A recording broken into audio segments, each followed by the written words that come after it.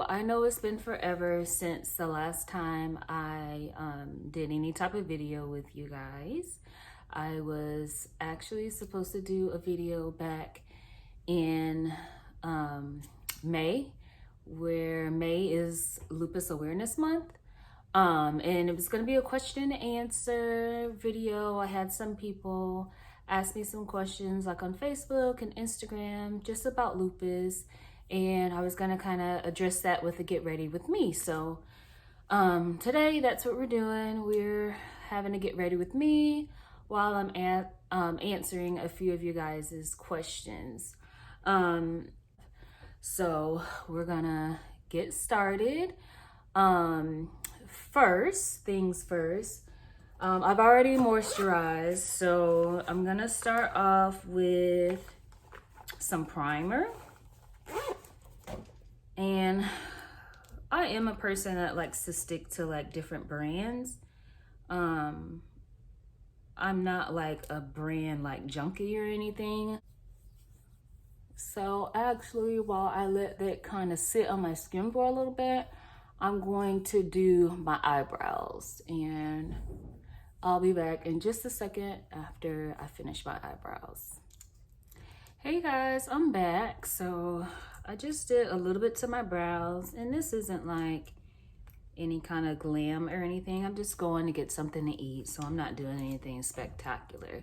But a little backstory about my eyebrows. So I have not done anything to my eyebrows in like 6 years because, as some of you know, or maybe you don't know, with lupus, we kind of lose our hair, and then I have been on and off chemo for a while, so I lost a lot of my hair and also on my eyebrows. So they're very thin. I want to get them microbladed at some point in time. But I'm just looking into somebody, you know, who's like the best fit for me to do that. So I'm just putting a little color corrector under here. And as I'm doing that, I can kind of get started with some of the questions. So the first question that I came across was a question that's, I guess, kind of important with what I'm doing here today. And that is, what was the reason that I decided to get started with my YouTube channel? And that's something I've kind of talked about briefly. But the main reason is really like, once, you know, everything kind of happened to me and I was diagnosed, I wasn't really able to be as active and stuff as much. So I decided to create the channel just to be like a little more productive, just to have a little more productivity on my part.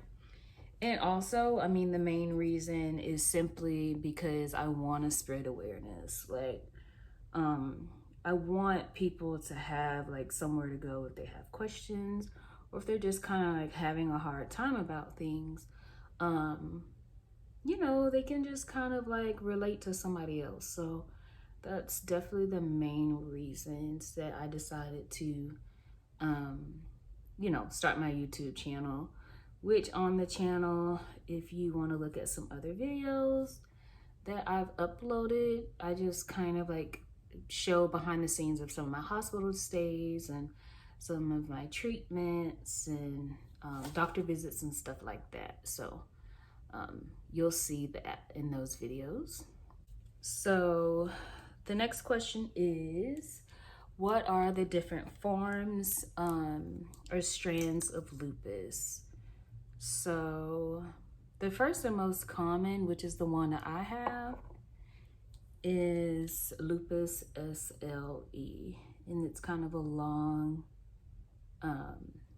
abbreviation, or it's a long word, so it's abbreviation for kind of a longer word. So that's what I have, and that's lupus that attacks your organs.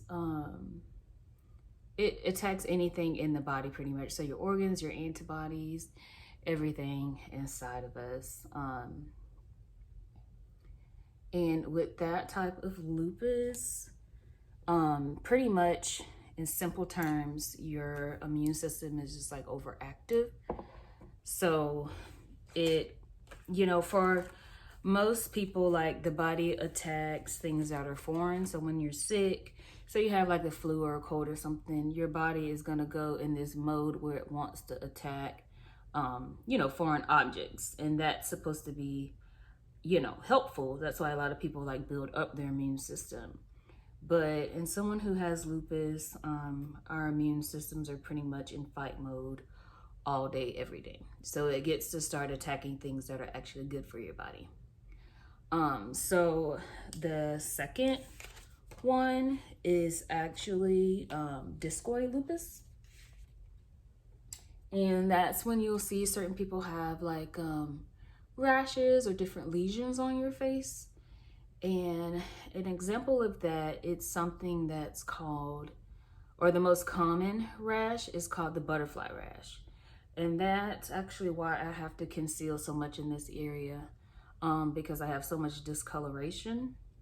Right here is a lighter skin, because we get something that they call the butterfly rash, and it literally looks like butterfly wings, and it comes across our face.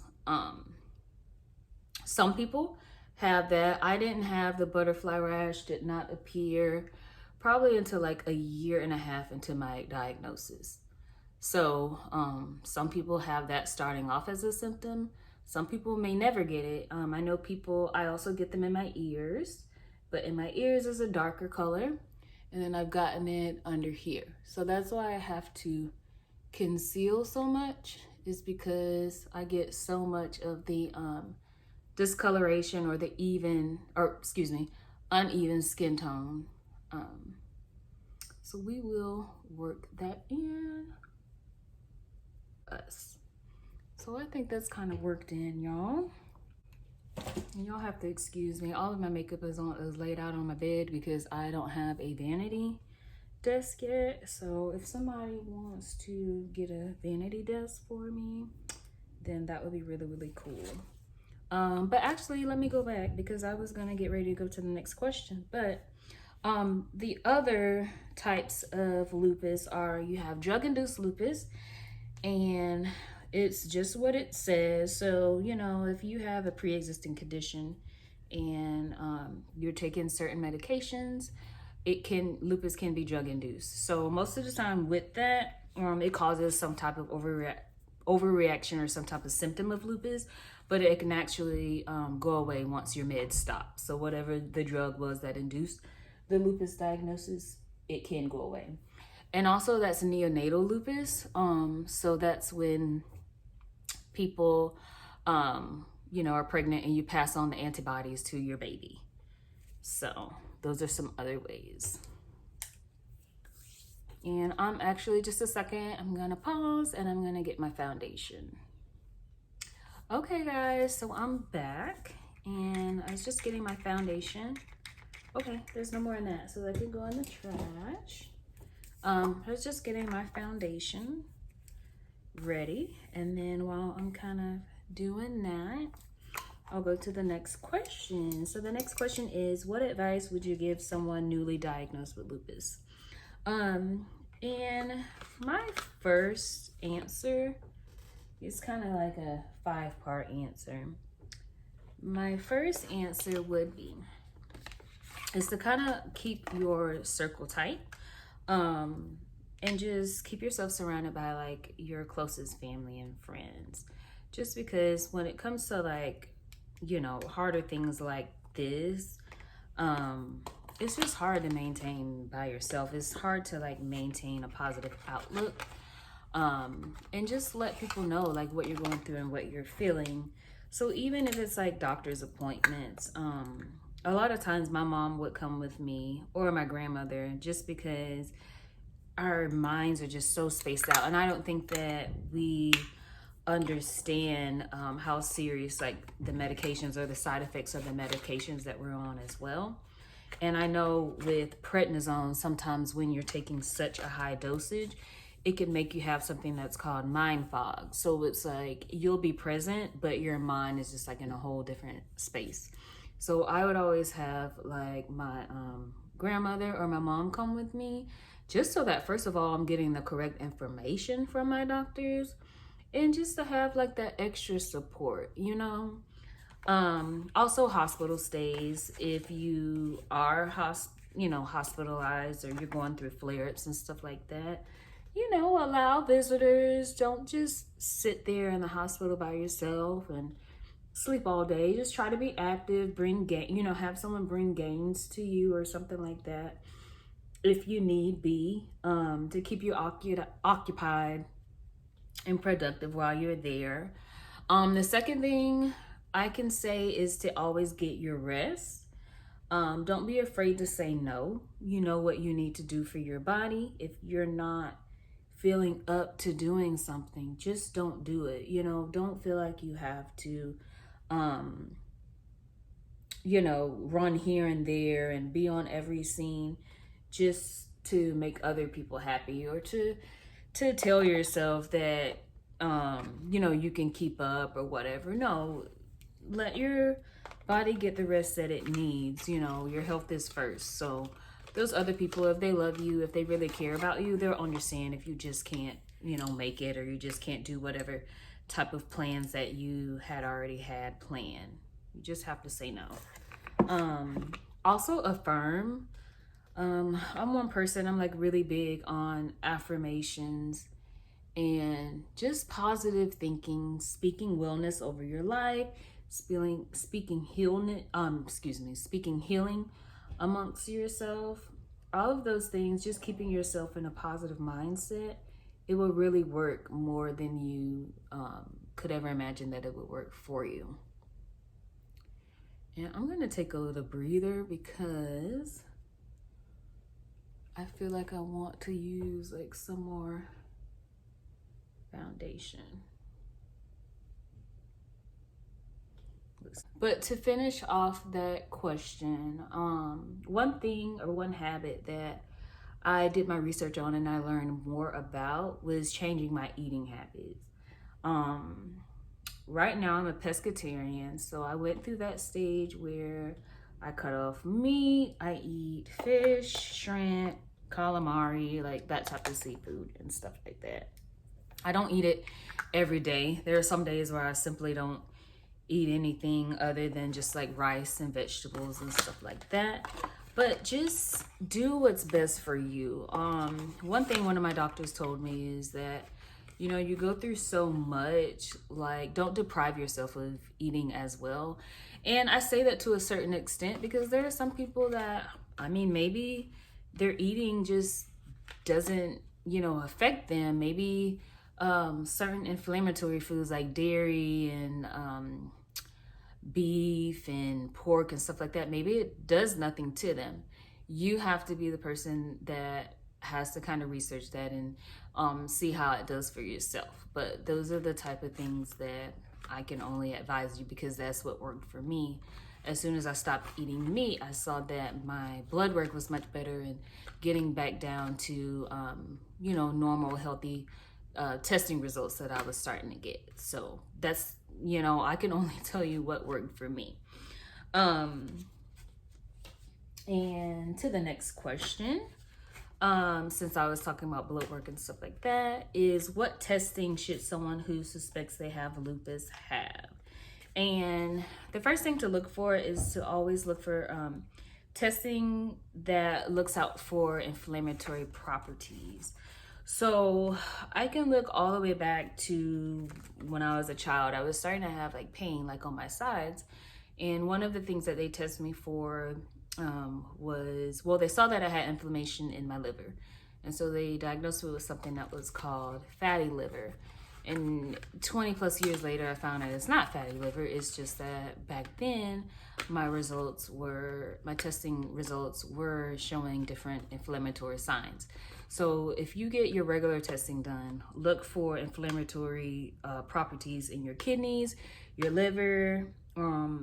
Also something that I was having fevers for like a whole month. And I just could not get rid of these fevers. Like even during the night when I was trying to sleep, I would have to get up because I was drenching wet. And so that's one thing to look for. Also, we talked about the skin rash. So some people develop the skin rash kind of earlier in their diagnosis. That's something to look for too.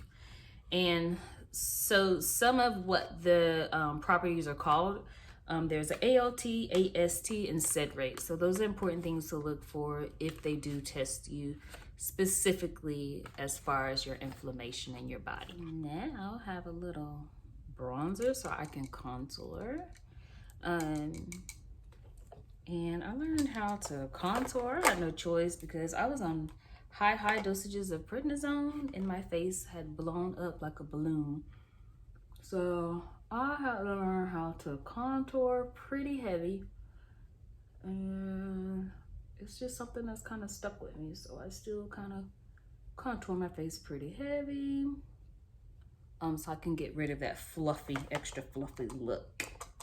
But my next question is, which is harder to deal with, the mental or physical of it all? And I'd say it's kind of a tie between the two. Oh boy, I can't do this and talk.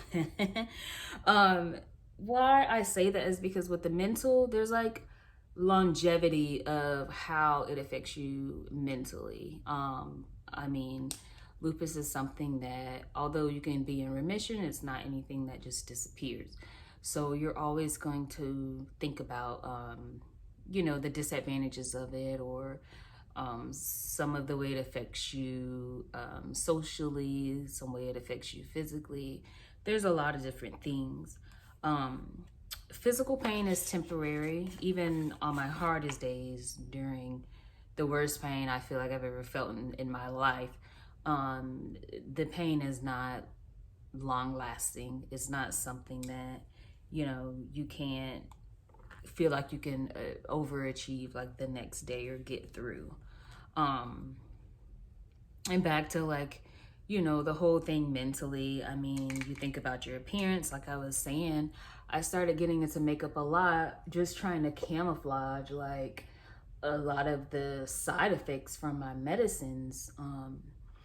And even though a lot of people say, oh, your face has gone down so much, or even when I knew my face was like all blown up, you know, and people are like, oh, it doesn't look that bad. I'm like, yes, it does. But it's just something that you're probably going to be insecure about, but you'll get over it and things will get better. You know, the swelling will go down and all of those things will kind of just come to terms on their own. But you think about a lot of things. You think about finances, you know, a lot of people lose their ability to work. You think about how you're going to be able to afford certain things.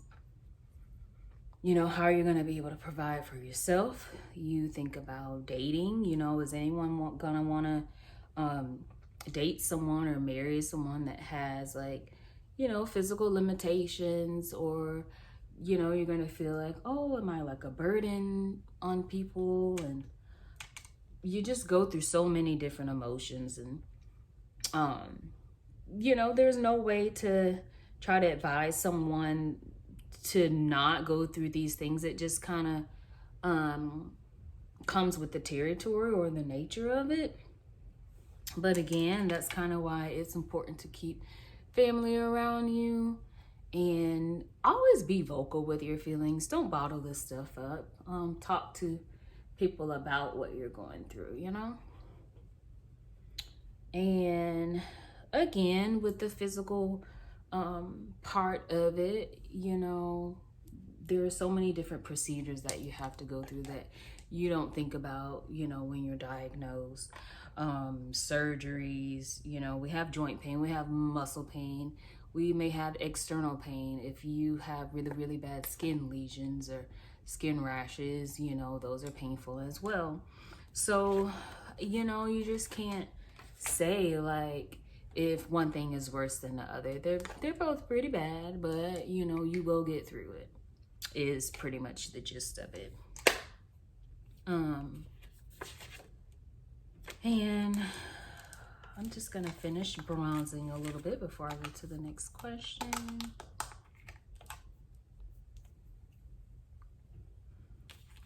Let's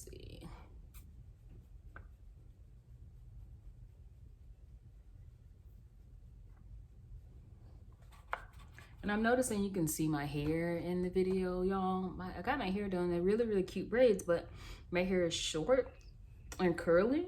And so they are kind of coming out in the back. So before I go, I'm actually going to try to fix it up and see what I can do with myself. I promise I'm not going to go out like this, y'all.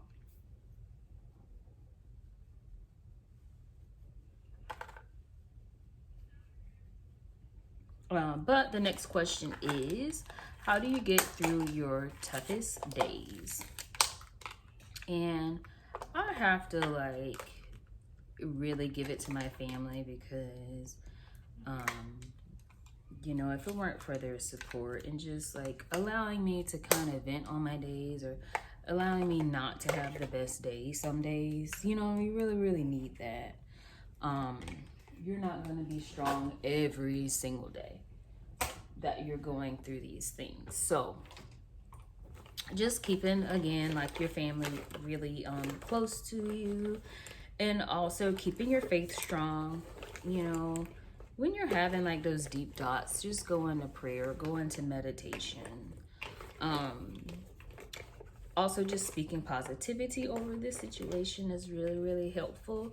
I always tell people, be realistic about, you know, whatever type of news that you receive, but also be lighthearted. Don't take like bad news or uncertain news, you know, just because your doctor feels like you may be getting bad testing results. Don't go into, oh, I'm gonna die or the world's ending, or, you know, just be lighthearted about this situation and just tell yourself that things are gonna get better. Just tell yourself that it's not gonna be as bad as, you know, the doctors are saying it's gonna be. One of my favorite quotes that my uncle always says is, the good news is that the bad news was wrong. And that has been my story so many times. I can't even count how many times like these doctors will think that they've come to different conclusions about me or about my situation. And then comes to find out, you know, I beat the situation. And once you put yourself in that mind frame, I'm telling you, you can pretty much, you can just grow from anything that you find yourself in, or any situation that you find yourself in. It'll work out for you. Okay, guys, I'm sorry. I had to get my brush, and this is a little technique that I like to use while I'm highlighting and kind of baking. So the next question is, what does being in remission mean? And being in remission means that your symptoms are treated and managed. And that's something that a lot of people maybe don't understand with lupus or with the autoimmune disease. When you're in remission, it doesn't mean that, oh, you know, the disease disappeared or anything like that. It means that you're at a time in your life or in your journey where you pretty much found a treatment that, you know, that has worked for you.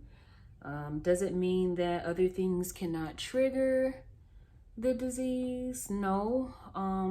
You should still, you know, stick to some of the things that you've changed. Like when I got the news that I was in remission, I didn't say, okay, let me go back to eating meat again or anything like that. I still, you know, am cautious about certain things, and I still practice certain habits so that, you know, I don't go back to some of those days which were like the worst days ever dealing with my symptoms. No, it's up to you. If however you want to take that news, if you want to speak, you know, that over your life, that's your decision. But as far as me, the way I explain it is that it is treated and it is managed. And also one thing that they decide that off of is your blood work. So like I get my blood work done every like 6 to 8 weeks, and my blood work was back to normal And so they said, everything's good. You know, we can say that you are in remission. And I got that news in December, but I started claiming that as soon as I saw a difference in my blood work, which was around September of 2019. So that's when I was like, I think that I can start claiming that, you know, I'm in remission. And so that was probably the best news that I've ever received from anyone. So I'm gonna powder that. I don't want to look too white underneath the eyes.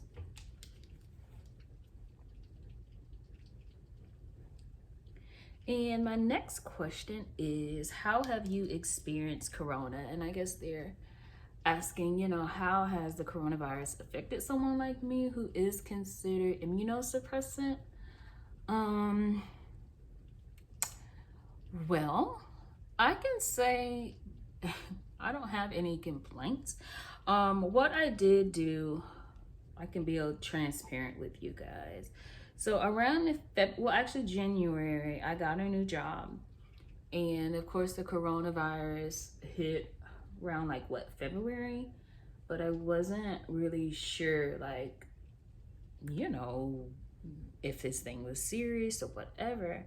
Well, I actually ended up resigning just because I just felt like my health was threatened. I was in the line of work where people were coming and going, and most of the people that were coming and going were people that they were saying were carrying the virus, you know, a little more common. So I was just like, I just hit remission. I just can't get myself in the position where, you know, I get caught up or I catch the coronavirus. So I had to resign, but things haven't really been bad because we started kind of entrepreneurship. Okay, y'all, I might take a little bit of a break on talking because I don't want to mess up my eyeshadow. So it's as simple as that. So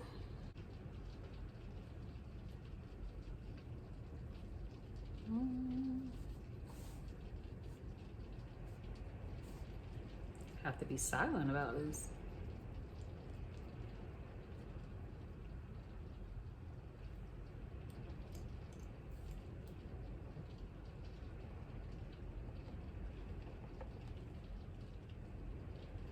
You guys see Mocha? Mocha, the monster, is up. So she thinks she's in charge of everything in my life. So she's sitting here looking at me like, I'm ready to party. You ready to party, Mocha? It's raining. You can't go outside right now. It's raining. Right? You gonna go outside in the rain? So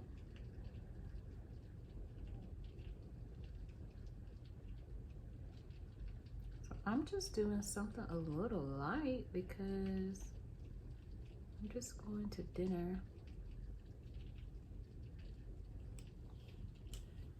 Okay. It's just a little eyeshadow. And I'm gonna put my lashes on and I will be right back. Okay, y'all, I'm back. I did little eyelashes and I also put my hair up in a bun because y'all see that my short curly hair was coming out of the braids. So I'm probably gonna take this down tonight. And also put some earrings on, so I'm kind of coming to form a little bit. So I'm just gonna put a little highlighter on. While I'm doing that, I will answer the last and final question. And that is, what made you push through your toughest moments? And again, it's just kind of what I was speaking of earlier about, just like, I'm trying to find like the words to put it in, but just pretty much not allowing yourself to go into like a pessimistic or a negative outlook on the situation. Just always try to imagine or look forward to like healthier days, or what the future is going to be like when you're healthy, when you fight lupus. That's what you really have to go into as far as that goes. And I promise you, if you just keep yourself like really, really positive about this situation, you will find yourself in a more positive reality. A lot of what we think about ourselves and a lot about what we think about our situations really, really helps us in the aftermath of what we're going through. So always, always, always stay positive, guys. And it'll get better. Thinking of like the worst, you know, it's kind of hard sometimes because there are people that have lived with the same disease and, you know, they have had more of a fatal situation occur. But that's just something that I just really never allowed myself to think about, is the what ifs of, you know, if I don't make it to see another day. You just can't think about that stuff. Just don't allow your mind to even get to that type of negativity. And put a little blush on. I'm kind of rushing at this point because I have to go.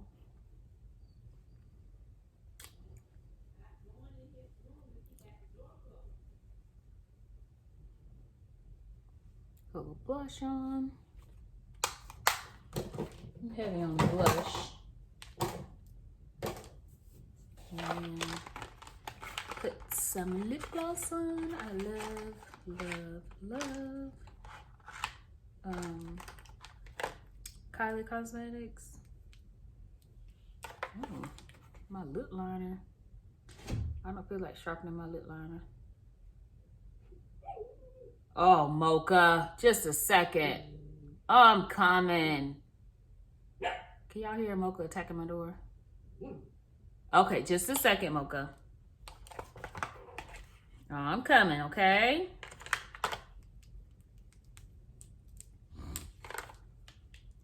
Ooh, being a fur mom. This is Malibu and Kylie mixed together.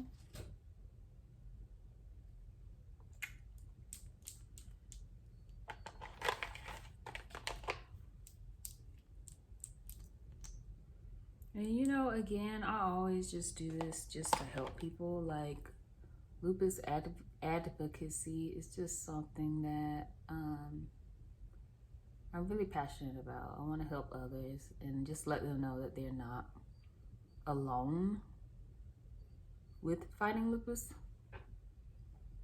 Oh, they're not alone in this fight. And you know, any way that I can help somebody, I'm always here to help them. So I hope that from my videos, they can, you know, just become a little more knowledgeable about the things that we go through, and about ways that they can kind of change their situation. So I'm gonna try to keep it up, guys. I have a few videos under my belt, but you know, let me know of some content that can be helpful or that you guys would look forward to. And I'm gonna go because Mocha is having a mental breakdown, and I look forward to the next video.